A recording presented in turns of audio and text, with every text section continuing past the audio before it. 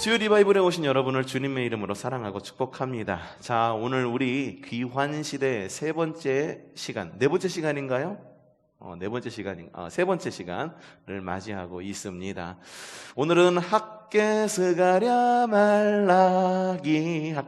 말라기 성경을 좀 볼 텐데요. 그렇다고 해서 다 끝나는 게 아닙니다. 아직 우리가 보지 않은 느헤미야서도 있으니까요. 오늘 우선 학개스가랴 말라기, 구약 성경의 제일 끝에 있는 성경 세 권을 보고 다음 주에 느헤미야서 보고 그 다음에 신구약 중간 시대, 요 시기를 어떻게 좀 볼까 좀 고민 중에 있어요. 신구약 중간 시대가 400년이라고 하는 시대이기 때문에 요 시기를 그냥 건너뛰기는 좀 아쉬워요. 그래서 요 시기에 어떠한 일이 있었는지, 역사적 상황들, 그리고 새로 나타난 종교적 인물들, 바리새인도 새로 나타났어요. 사두개인도 새로 나타났어요. 이 구약 시대에 없었던 사람들이잖아요. 구약 시대에 바리새인들이 이랬다라는 이야기 들어보셨나요? 못 들어보셨죠. 사두개인들이 이랬다라는 이야기 들어보셨어요? 못 들어보셨잖아요. 그러다가 어느 날 갑자기 성전이 제2성전까지 봤는데 이 성전이 무너진 건 알겠는데 갑자기 제3성전이 헤롯 성전이 나타납니다. 헤롯 성전이 갑자기 어디서 나타났는지, 하늘에서 갑자기 뚝 떨어졌는지, 주님의 능력으로 꽝 하고 세워주셨는지 알지 못하는 부분이 바로 요 신구약 400년이라고 하는 시간, 그거 보고 신약으로 넘어갈까 합니다. 오늘은 우선 구약 성경에 남아있는 학개서 먼저 보도록 하겠습니다. 학개 선지서. 학개라고 하는 이름은 절기, 축제라는 의미를 담고 있습니다. 굉장히 좋은 이름인 것 같아요. 절기, 최절기, 남절기, 이런 절기. 절기하니까 갑자기 절편이 먹고 싶어지네. 절기라고 하는 이 의미를 담고 있어요. 근데 절기라고 하는 의미는 이스라엘 백성들에게 그냥 하나의 명절이라고 하는 의미만 담고 있는 것이 아니라 주님을 예배하는 때, 굉장히 특별한 때, 주님과의 관계 안에서 굉장히 특별한 때를 의미하고 있는 거예요. 저는 지금 우리로 따지자고 한다면 여러분의 삶에서 가장 특별한 한 때를 떠올리고 그 때를 내 이름으로 삼은 것하고 똑같은 겁니다. 절기, 축제. 과연 이 이름을 통해서 하나님께서 어떤 말씀을 하실까? 자, 학개 선지자는요, 귀환 시대, 그러니까 이 페르시아에 의해서, 바벨론에 의해서 포로로 잡혀간 이후 페르시아 시대를 겪으면서 다시 이스라엘로 돌아온 이스라엘 사람들 가운데에서 활동한 선지자 중에서 가장 먼저 활동한 사람이 바로 학개 선지자입니다. 때는 다리오 왕 2년, 이제 1차 귀환 때 이 학개 선지자는 스룹바벨과 함께 귀환을 하게 되는데, 귀환을 해서 스룹바벨 성전을 지어갑니다. 거기 있는 사람들하고 좀 티격태격하면서 지어갔는데 2년 동안은 성전을 잘 지어가고 있었어요. 근데 2년 사이에 사람들과의 관계가 안 좋아지고 그러니까는 2년 만에 성전 재건을 멈춰버리게 됩니다. 그 이후에 성전 재건이 다시 재개되기까지 14년이라고 하는 시간이 필요했었어요. 2년 지어놓고 14년 쉬고. 그러니까 그동안에 새로 짓는 그 성전이 얼마나 또 낡아갔겠습니까? 그래서 이 학개 선지자는 다리오 왕 2년 요 시기에 예루살렘에 거주하면서 성전 재건, 우리 성전을 새로 지어야 됩니다. 지어야 됩니다. 하나님께서 거하시는 성전을 지어야지만 하나님께서 우리 가운데에 임재하시고 우리가 함께 주님과 임재하는, 주님의 임재하심 안에서 함께 동행하는 삶을 살아갈 수 있습니다라고 계속 이야기를 하는 것이 학개서의 주된 내용입니다. 상황은 이미 잘 알고 계실 거예요. 제가 이미 몇 번을 여러분에게 말씀을 드렸죠. 이스라엘 사람들이 이스라엘 땅으로 돌아온 이후에 성전을 짓습니다. 하지만 그 땅에 남아있었던 사람들, 사마리아 사람들이 성전 재건을 방해합니다. 야, 니들이 뭔데 나가있던 사람이 갑자기 돌아와가지고 성전을 짓는다 맞는다 니들 마음대로야, 그러면서 이 방해를 놓는 거예요. 선지자와 백성들은요 이 포로 시대를 겪으면서 하나님에 대한 회의, 그리고 이 민족에 대한 자존감이 낮아질 대로 낮아지고 있었던 거죠. 그래서 어떤 어려움이 닥쳤을 때에 그냥 픽 하고 쓰러지고 마른 거예요. 여러분, 어려움을 겪을 때 하나님과 더 친밀해질 바로 그런 기회입니다. 바로 기회입니다. 그 어려움을 겪을 때에 하나님과 더욱 친밀해지시기를 바랍니다. 그때가 하나님과의 친밀한 관계를 더욱더 친밀하게 만들어서 미래를 준비할 시기다라고 하는 거예요. 지금에 겪는 어려움보다 더 큰 어려움들 여러분 살아오시면서 훨씬 더 많이 겪어보셨죠. 물론 팬데믹 시대라고 하는 이 시대에 우리가 한 번도 여태까지 겪어보지 못했던 지금의 시대라고 우리는 이야기하지만 이미 초대교회 성도들은요, 로마라고 하는 그 제국주의의 어떤 정치적인 이런 모략에 의해 가지고 지금의 우리보다 훨씬 더 심각한 상황 가운데 이미 놓여져 본 적이 있었습니다. 그러니까 우리가 지금 이 시기에 지금 어떻게 해야 돼? 방향을 못 잡겠어. 사실 우리가 방향을 못 잡는 거지 성경 안에 역사적으로는 지금 우리 시대보다 훨씬 더 힘든 상황을 겪었던 사람들이 있었다라고 하는 거예요. 답을 찾으려면 어디서 찾으면 될까요? 답을 찾을 때 이전에 과연 이런 시기를 겪었던 우리의 믿음의 선진들은 어떻게 그 시기를 극복해냈는가를 보면 되는 거예요. 초대교회 성도들 로마의 탄압 속에 있었습니다. 야, 니들이 믿는 주님, 야, 니들 그렇게 하면은 이거 정부에 대한 반란이야. 우리가 가지고 있는 주님은 오직 황제 한 분뿐이야. 오직 황제 한 분뿐이야. 라고 말하던 것이 로마 시대였었거든요.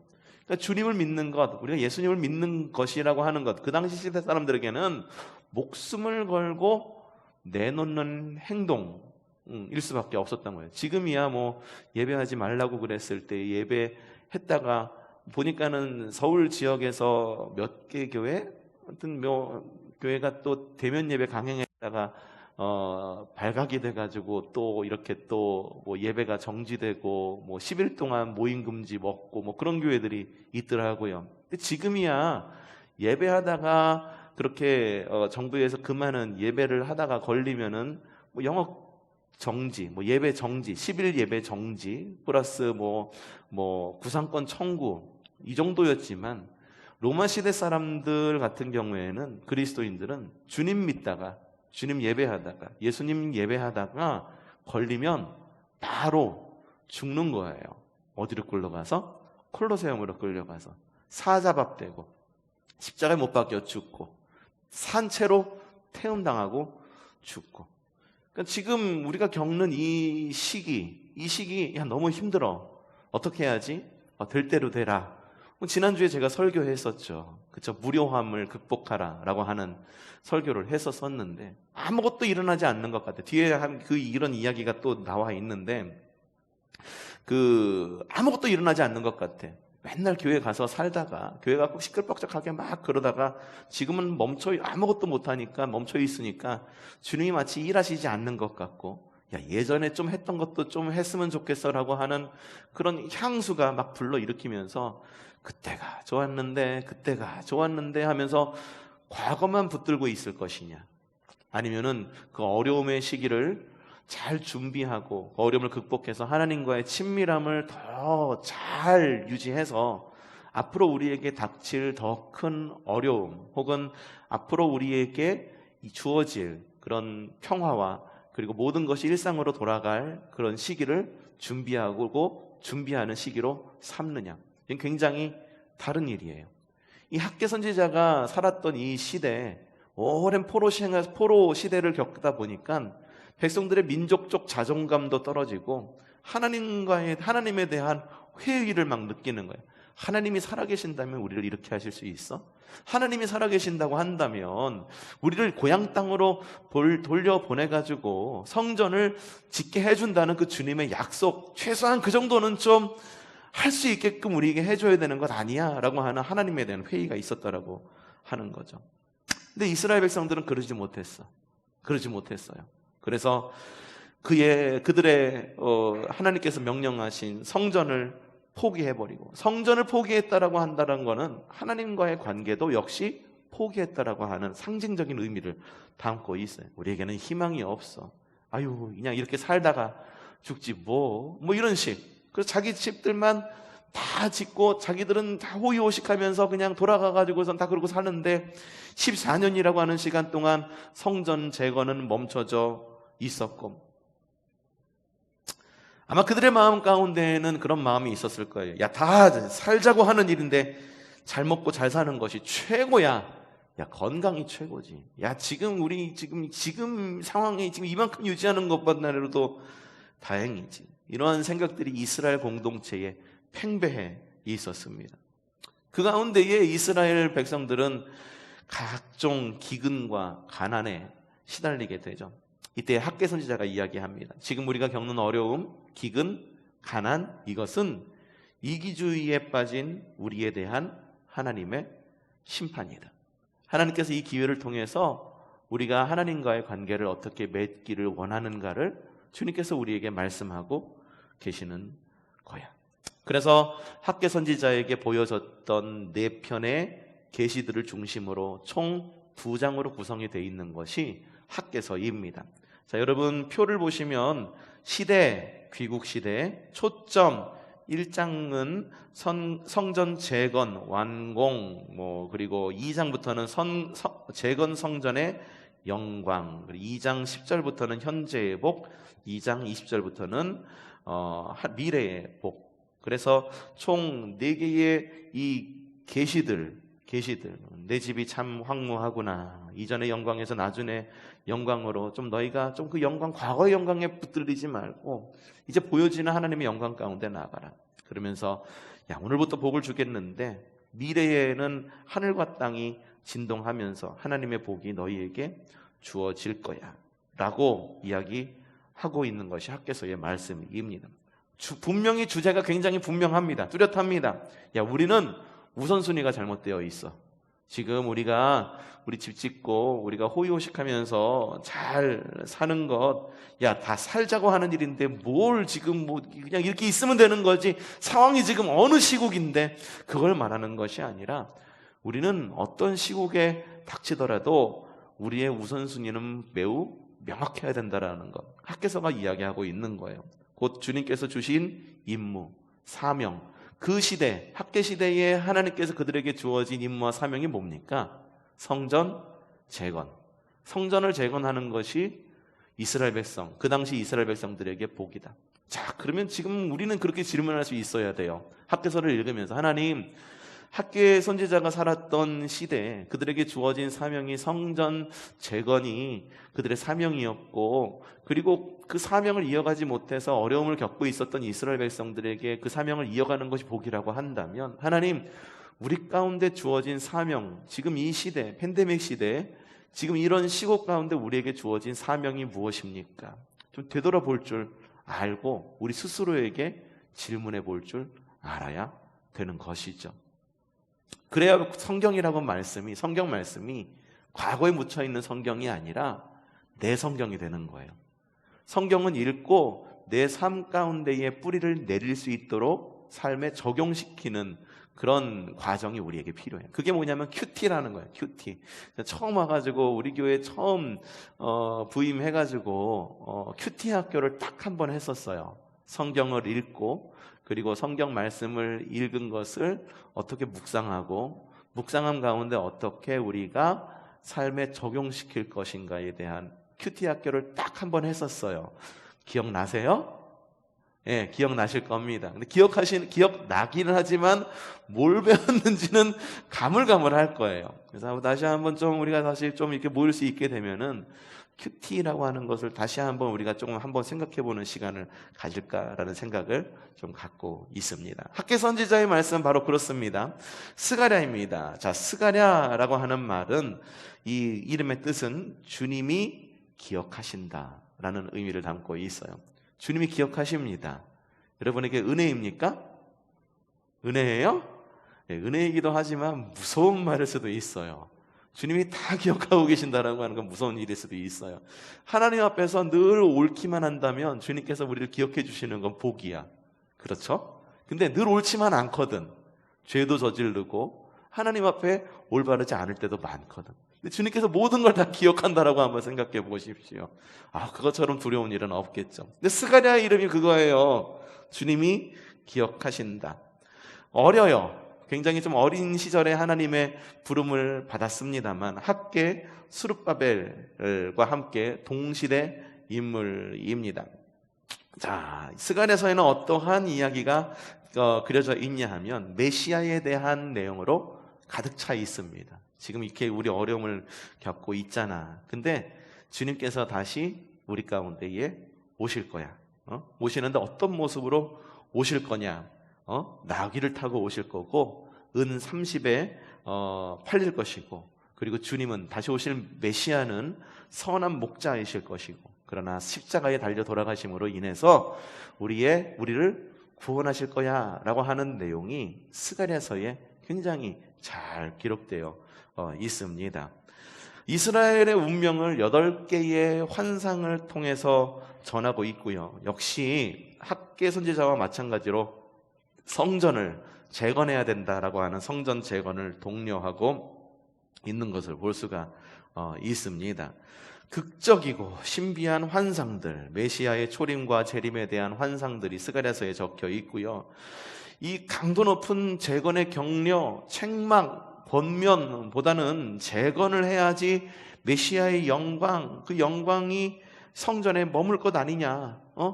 우리가 기다리는 것은 사실 궁극적으로 성전 재건이라기보다도 성전 재건을 통해서 우리에게 주어질 메시아의 재림, 그리스도의 오심, 바로 그거야 라고 스가랴서는 이야기하고 있어요. 초림, 종말, 새 예루살렘, 그거에 대한 희망을 전해주고 있는 것이 스가랴서입니다. 8개의 환상, 4개의 설교, 2개의 경고로 구성이 되어 있어요. 8개의 환상은 1장부터 6장까지, 7장부터 8장까지는 4개의 설교, 9장부터 14장까지는 2가지 경고를 이야기하고 있는데, 설명이 있는 것도 있고 없는 것도 있지만 의미가 없는 것은 없습니다.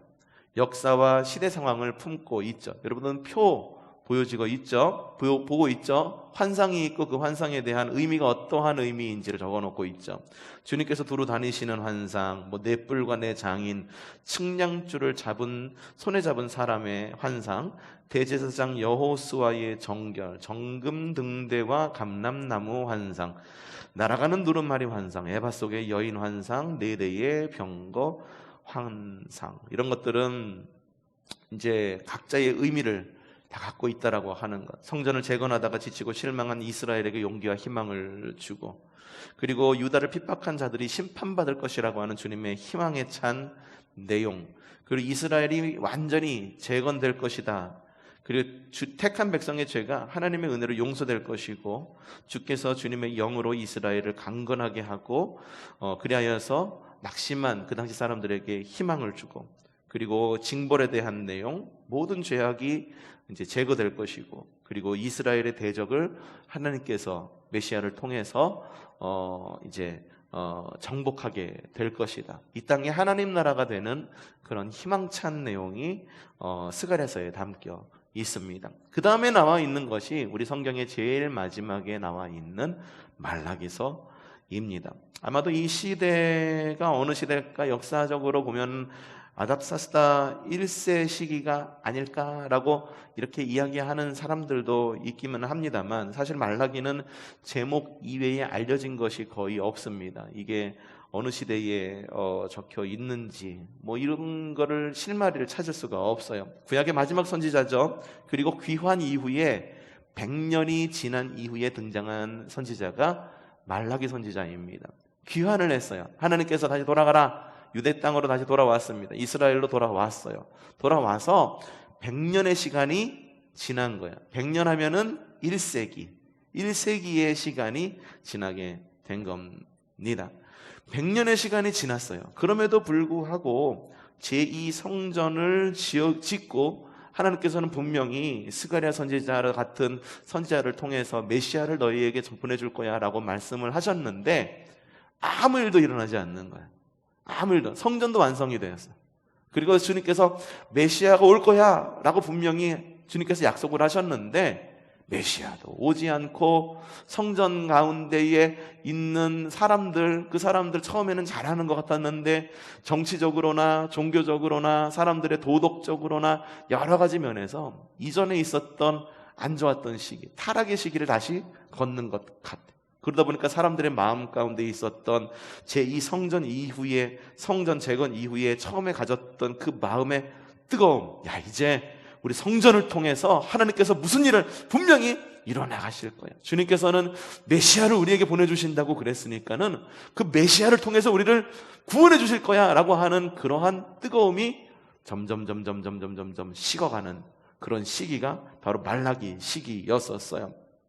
느헤미야의 부흥운동 이후에 백성과 제사장들, 물론 하나님께서 시켰으니까는 예배 생활, 제사 지내고, 그리고 이런 절기 지내고, 이런 것들은 그럭저럭 다 지키고 있었죠. 하지만 그들의 마음 가운데에 왜 그것을 지켜야 되는지, 그리고 그것을 지킴으로 인해서 하나님과의 나의 관계를 돌아보고, 이웃과의 관계를 돌아보고 하는 그런 마음의 열정과 뜨거움 전혀 없이, 야, 주님이 시켰으니까 하는 거지, 내가 뭘 한다고 그래, 대충 그냥 기계적으로만 율법을 준수하고 살았던 시대가 말라기 선지자가 활동하던 시대. 지난주 설교 말씀을 또 다시 들고 와야겠네. 무료함의 시대였던 거예요. 무료함의 시대.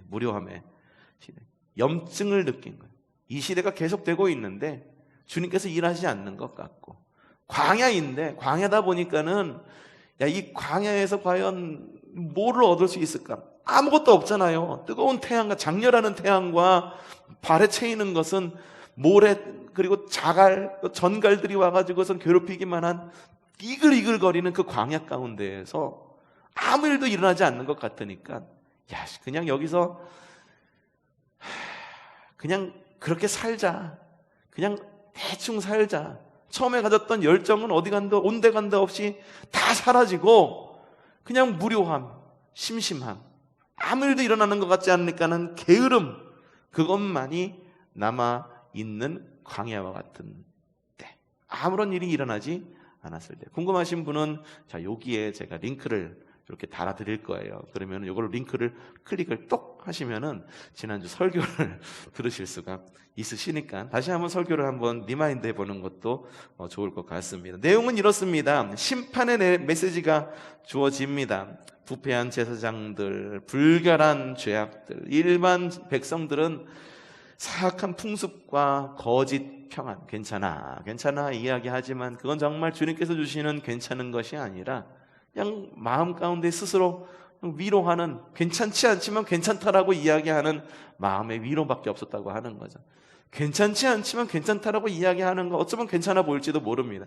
입술의 권능이라는 게 있어요. 그렇죠? 그래서 안 괜찮아, 그렇지만 괜찮아 하면은 정말 괜찮아지기도 해요. 근데 정말 괜찮아지기도 하는 입술의 권능, 선포의 권능이기도 합니다만 그것이 그냥 스스로의 위로에서 멈추면 안 되는 거예요. 하나님과의 올바른 관계, 그 이웃과의 올바른 관계 가운데 나가야지만 그 입술의 선포가 실제로 내 삶에 영향력을 끼치고 내 삶을 변화시키는 동력이 되는 거죠. 그러니까 입술로만 괜찮아 이렇게 이야기할 건 아니라, 여러분 정말 입술로 괜찮다라고 이야기하면 주님께 기도하세요. 주님께 예배하십시오. 찬양하세요. 괜찮아 이야기하면서 속은 썩어질 대로 쓸어 들어가면서 머리에다가 그냥 하얀 띠 묶고선 그냥 한숨만 푹 쉬고 있으면 그건 괜찮은 게 아닌 거예요. 말만 괜찮은 거지. 주님께 예배하셔야 된다라고 하는 거예요. 그래서 질문과 대답 형식으로 말라기 선지자는 문제를 제기합니다. 23개의 문답식 교훈, 그리고 6편의 설교가 기록이 되어 있습니다. 자폰, 그리고 이혼에 대한, 잘못된 예배, 착취, 거만 위선, 11조 거부, 이런 것에 대한 내용들이 말라기서에 나와 있죠. 그리고 구약 성경의 예언의 막을 서서히 내리게 됩니다. 말라기서 이후에는 400년이라고 하는 하나님의 침묵의 시간이 있습니다. 이스라엘 백성들은 1년 동안 아무 일도 일어나지 않으니까는 절망 가운데 있었던 거죠. 하지만 주님께서는 앞으로 400년 동안 더 침묵하실 거예요. 그러니까 이 100년이라고 하는 시간은 그냥 보내서는 절대 안 되었던 시간이었던 거예요. 하나님께서 불러주신 신실하신 그 예언자였던 말라기 선지자의 말씀을 붙들고 정말 하나님과의 그런 관계 속에서 회복을 기도하고 그리고 예배를 회복하는 바로 그런 시간으로 보냈어야 하는 시간이 100년의 시간이었던 거죠. 말라기 선지자는요, 예언의 막을 내리면서 엘리야를 예언합니다. 엘리야를 예언한 이유가 있어요. 뭐냐 하면 이스라엘 백성들에게 메시아가 다시 오시고 그리고 그리스도가 다시 오셔서 구원하시는 그때 참 좋은 때야.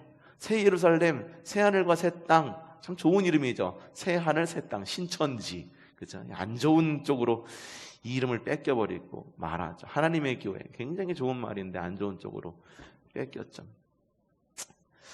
그렇게 되는 그때 참 좋은 날이기도 하지만 이스라엘 백성들, 유대인들에게는 두려움의 날이기도 했었어요.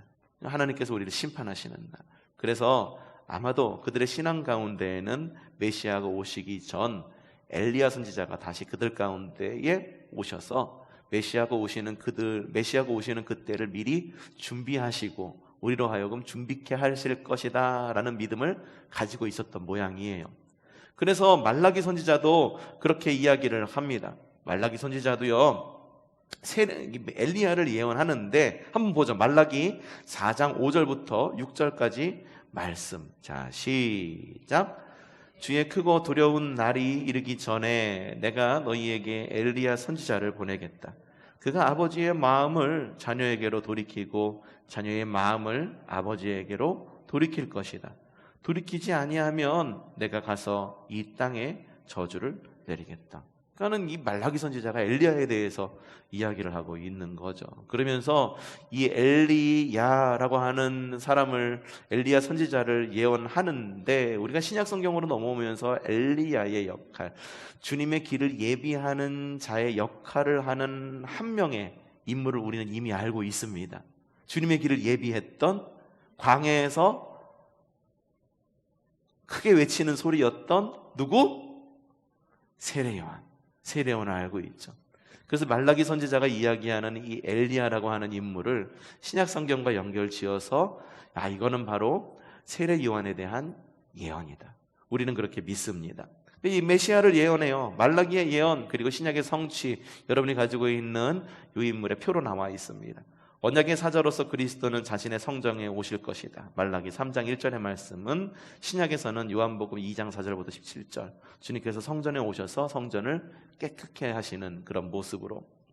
그리고 말라기서 4장 1절에 그가 오시면 심판이 일어난다.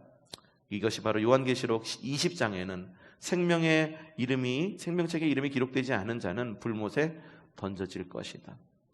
말라기서에 나와 있는 말라기서 4장 2절 말씀, 굉장히 유명한 말씀이죠. 주님의 치유의 강선이 비추어져서 외양간에 있는 송아지와 같이 뛰는 그런 모습들이 말라기에 나와 있잖아요. 그게 치료하는 광선으로서 그리스도는 자신의 백성을 치유하시는 어떤 말라기서의 말씀이 마태복음 12장, 요한계시록 21장에 오셔서 대중을 치유하시는 예수 그리스도, 그리고 궁극적으로 모두가 회복될 것이라고 하는 그리스도의 어떤 그런 회복의 어떤 그리스도의 모습, 그리고 말라기서 3장 1절 4장 5절에 나와 있는 앞서 온 사람을 주님의 오심으로 예배한다. 이게 바로 마태복음에 나와 있는 세례 요한이 그리스도 주님의 오심을 예비하는 모습으로 성취되고 있는 것을 볼 수가 있습니다. 자, 포로 시대의 귀한 시대에 대해서 우리가 계속 보고 있는데요. 이제 이 시대 이후에는 400년이라고 하는 주님의 침묵의 시대가 오게 될 것입니다. 근데 그 전에 우리가 다음 주에는 이 느헤미야의 시대, 과연 어떠한 일이 일어났을까? 성전이 완성이 됐어요. 성전이 완성이 됐는데 느헤미야가 또 와갖고 이 성전만 완성 지으면 안 돼 라고 이야기하면서 또 무엇인가를 이끌어 가게 됩니다. 자, 그게 뭘까? 이미 알고 있으신 분들도 있을지도 모르지만 한 번 더 짚어가면서 느헤미야가 과연 무엇을 외쳤는지 한번 기억해보고 한번 우리가 좀 기대감을 갖고 다음 주에 나와서 함께 수요 리바이블 함께 이어가는 시간 되시기를 바랍니다.